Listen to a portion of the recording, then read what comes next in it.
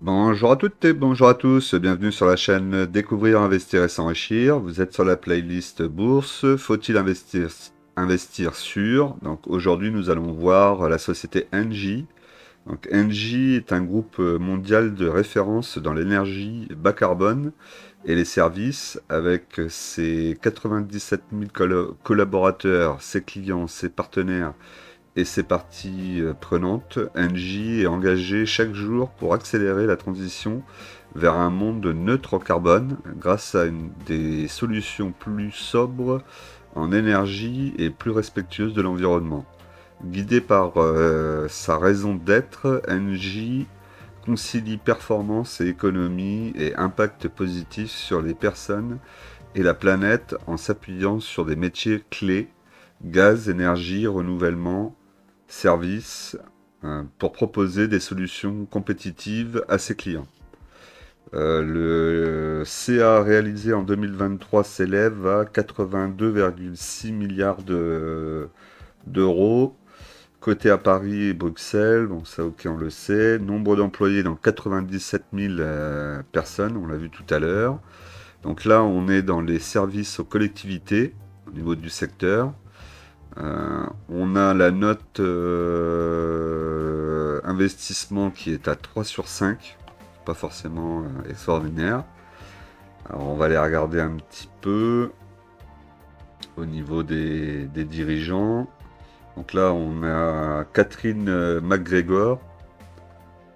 Est-ce que on a une famille à la tête? Je crois pas. On a plutôt la gouvernance de la France, c'est plutôt ça. Ça c'est la problématique principale qu'on peut avoir avec Engie, hein, c'est que la France est actionnaire à 23,64% apparemment sur Engie. Donc ça, c'est le petit point noir, qui n'est pas un petit, hein, puisqu'on sait que l'État a quand même souvent des idées qui sont pas très bonnes avec le business, on va dire. Au niveau de ses participations, on voit Engie Brésil, Engie Pérou, dans GTT aussi, et ils sont à Paris. Ok, par rapport à ça, on va regarder ici donc les analystes. Donc ils sont à l'achat à 17 à l'achat, avec un cours à 15,78 pour un objectif de cours moyen à 18,47, avec un écart de plus 17,01%. Ce serait pas mal si ça le faisait. 15,78, actuellement on est à 15,73. Donc s'ils se sont pas trompés, il y a peut-être possibilité de faire un petit quelque chose sur NJ. Après, ça c'est chacun qui voit. Ok pour ça, on va aller voir les finances. Toujours intéressant de voir un petit peu ce qui se passe au niveau des finances. Après, moi je ne vais pas regarder les chiffres trimestriellement, je vais plutôt regarder chaque année, puisque je fais du long terme, ça me paraît plus cohérent avec ma façon de voir les choses. Alors au niveau du compte de résultat, donc on a une marge nette aux alentours de 6%. On voit ici en vert, hein. On a une marge d'exploitation à 11,98, ici en jaune. On voit que ça se tient aux alentours de 12%, et la marge nette a même un peu tendance à baisser. C'est pas extraordinaire au niveau de la marge nette. Au niveau du chiffre d'affaires, on voit aussi que ça baisse, hein. Ça a plutôt tendance à baisser. On a un PER 2024 à 7,93 fois les bénéfices. Le PER est pas si élevé que ça. Un rendement à 8,48% pour 2024, ce qui est quand même assez énorme. Et on voit qu'on va perdre par rapport à l'année prochaine, puisque l'année prochaine passera à 7,56. On perd presque 1%, ça commence à faire pas mal dessus. Au niveau de ces chiffres, donc 2023, 82 milliards 565 millions. 2024, 81 milliards 464 millions. Donc là, on voit qu'on va baisser. 2025, ça baisse aussi. 2026 aussi. En variation, on perd 6. On va dire pour 2024, on perd 1,34%. L'EBITDA fait la même chose, évidemment. Ok, par rapport à ça. Là, on a le bilan prévisionnel, donc on a de la dette qui s'accumule en plus, avec un chiffre d'affaires. Vous voyez ici hein, le chiffre d'affaires qui continue à baisser, on l'a vu tout à l'heure. Et ici en bleu, vous avez les barres qui représentent la dette. Donc la dette qui accélère. Le leverage qui commence à aller assez haut quand même. Pour 2026, on sera à 3,45. Je rappelle qu'à partir de 4, je vous déconseille d'aller sur la société. Donc là, oui, c'est vrai qu'elle prend pas forcément une très bonne direction. Hein.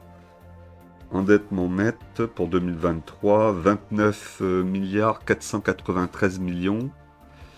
Et pour 2024, on est à 40 milliards 121 millions. Ouais. Variation, ça fait 36% de plus. Ouais, ça commence à compter. Hein. 2025, la dette continue à creuser. 2026 aussi. Ouais, finalement, le dossier est peut-être pas si intéressant que ça, même s'il n'y avait pas l'État. Au niveau du CAPEX, on a un CAPEX aux alentours de 1%, entre 1 et 2%, donc c'est pas énorme. Pas de possibilité de renouvellement. Marge EBITDA, on est à 18, un peu plus de 18%, donc ça c'est correct. ROA, ici ROA, on a 2,5, 2,7, ça se tient.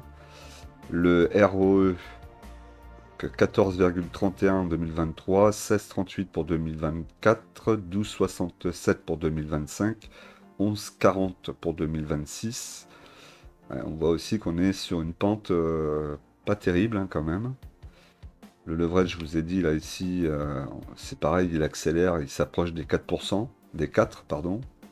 Là, c'est pas du tout bon. Ouais, les fondamentaux sont pas si bons que ça finalement. Je m'attendais à avoir des fondamentaux un peu meilleurs. Au niveau du dividende, vous voyez qu'il a été coupé en 2023, a priori. Hein, confirmez-moi dans les messages. On a un dividende donc 1,33 en 2024, 1,19 en 2025, 1,14 en 2026. Donc il baisse hein, évidemment. Bénéfice net par action, il baisse aussi. Il avait augmenté entre 2023 et 2024 et là il va baisser pour 2024-2025 moins 13% et en 2026 moins 3%. Ça c'est pas très bon non plus. Hein. Les analystes on les a vus. Ici au niveau de la notation, donc plutôt pas mal sur la valorisation, le momentum, visibilité et consensus. Il n'y a que dans les fondamentaux que c'est pas bon. Lettre ESG, on est à C+. Ok. On a un rendement historique à 6,7%. C'est quand même assez élevé. Moyenne sur 4 ans sur le PER est à 69,2. Ils se sont pas trompés là sur 4 ans. C'est énorme. Et quoi que 2021, le PER était à 167 fois les bénéfices. Waouh. Ah oui. C'est un truc que je comprends pas là, effectivement. Je comprends que la moyenne soit 69,2. Au niveau du dividende, on voit que là, en 2022, ils ont versé 1750 fois 1% de bénéfices.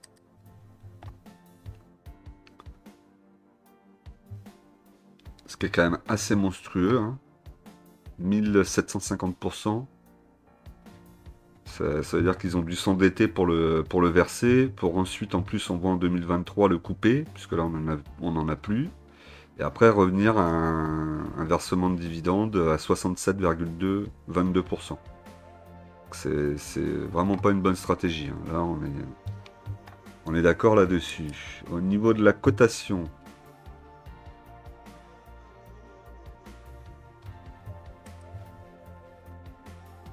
donc au niveau de la cotation, on a une performance positive sur un an, positive sur 3 et sur 5. Et sur 10 ans, on est à moins de 18,52. Là, au niveau de la performance, c'est plutôt correct. Hein. C'est dommage que sur 10 ans, on n'ait pas du vert, mais c'est plutôt correct. Les extrêmes de cours, donc sur la semaine 15,41 à 15,96. Sur l'année en cours, le plus bas était 13,07 pour 16,64. Sur un an, eh ben 13,07. 13,07, c'est quand même pas mal si on y revenait. Ça serait peut-être une opportunité de rentrer sur le dossier ou pas. Après, au vu des fondamentaux, ça serait plutôt pas. Là, on voit les variations sur les années passées. Bon, il y avait quand même pas mal de vert, hein, finalement. Et ensuite, au niveau de la concurrence, donc sur 5 jours, on est en rouge. Sur un an, vert. Et sur 3 ans, vert, on l'a vu. Ouais, elle est quand même bien placée, hein, dans les entreprises qui performent, hein. On a d'autres qui sont bien placés aussi, mais il n'y a pas un gros décrochage, je trouve, avec NJ. Malgré des fondamentaux, encore une fois, que je vous répète, hein, qui sont pas terribles. On va voir maintenant au niveau du graphique ce que ça donne.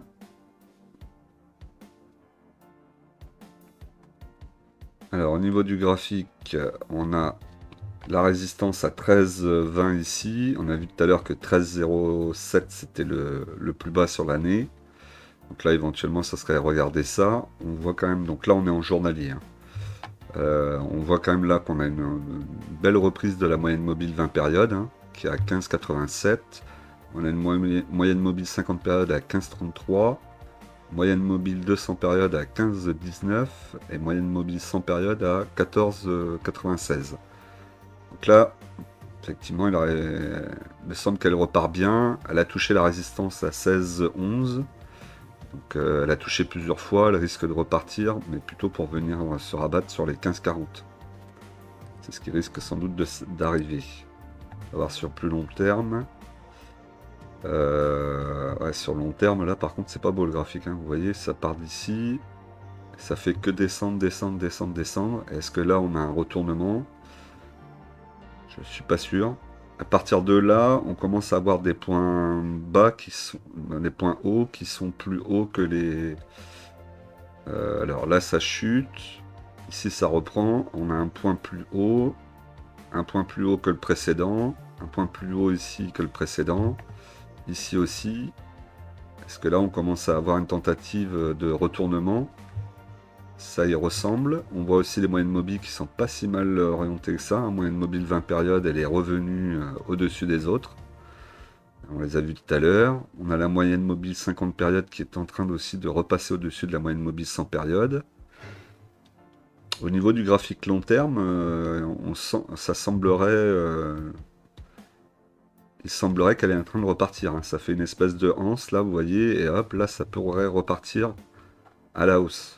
Alors peut-être pas revenir assez plus haut, hein, qui sont aux alentours de 40 euros, au-delà des 40 euros. Mais en tout cas, là, le graphique donne cette impression-là.